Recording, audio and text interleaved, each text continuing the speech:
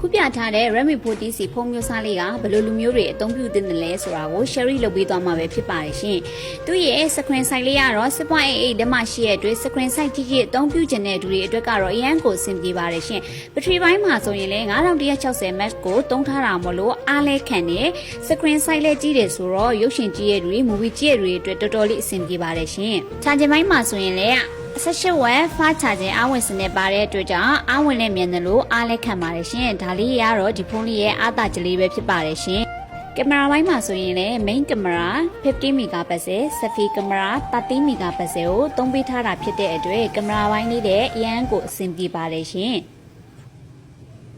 အခုပြထားတဲ့ဖုန်းလေးကတော့ RAM ကတော့ 6GB ရှိပြီးတော့ ROM လေးကတော့ 128GB လေးပဲဖြစ်ပါတယ်ရှင်။သူ့ရဲ့ refresh အပိုင်းမှာဆိုရင်လည်း 120Hz ကိုသုံးပေးထားတာဆိုတော့ game ဆော့တဲ့ user တွေအတွက်တော်တော်လေး smooth ဖြစ်တယ်လို့ပြောလို့ရပါတယ်ရှင်။ဒီဖုန်းမျိုးစားလေးကိုဝယ်ယူအားပေးခြင်းနဲ့ဆိုရင်တော့ Viber နံပါတ်39921084 39921085တို့စစ်တွေဝယ်ယူအားပေးနိုင်ပါတယ်ရှင်။ဆိုင်လို့လာရောက်အားပေးခြင်းနဲ့ဆိုရင်လည်းဆိုင်လေးစာလေးကတော့မင်းဘူးအန်လန်အရှိဘက်ချမ်းဗိုလ်ချုပ်ရုပ်ထုအနီး H2 mobile ပဲဖြစ်ပါတယ်ရှင်။အားလုံးကိုကျေးဇူးတင်ပါတယ်ရှင်